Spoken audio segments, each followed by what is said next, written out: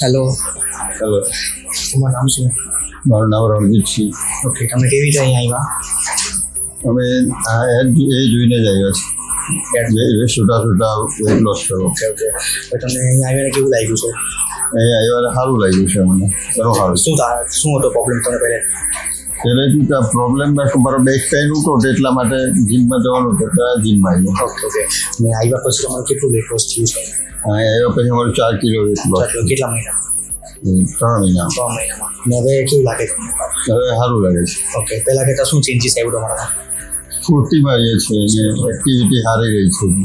કામ કરવાની ઈચ્છા થાય, આળસ નહીં આવે. ઓકે, અને બીજાને શું કહેવા માંગો છો તમે એના વિશે?